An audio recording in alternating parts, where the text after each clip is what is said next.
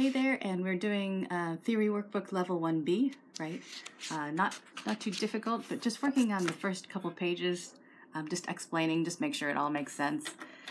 This is all about G position, right? Just like we've been playing, this is our middle C, so left hand's over here, right hand's over here. They want you to get familiar with how all this looks on the page. So you notice the D above middle C, you've got that extra ledger line, the middle C ledger line, it's right above. Right, and then some of these notes, they're just higher than we're used to from the 1A book. So here you're just circling, right? This is not hard. Make sure you look at the clef sign, right? That's bass clef. That is your D, so you're just circling.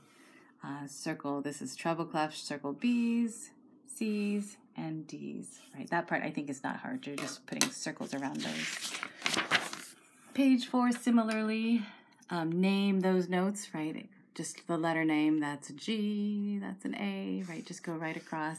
Some of these are right hand, some are left hand. Just make sure that as you're switching from left hand to right hand, you don't forget to switch so we don't get all treble clef answers, for example, right? Make sure if it's bass clef, you name it as a bass clef note. And then in the bottom of the page, using whole notes, draw and position these notes in the treble clef G position. So you just want to use the notes we've been working on for treble clef. It's just this is G, all the notes in this range, right? Kind of in the middle of the staff lines.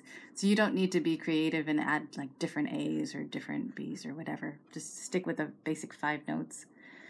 So you're just drawing, make sure as you draw like a space note, keep it inside the lines, don't cross the lines, so you know for sure that that's the note that you're referring to.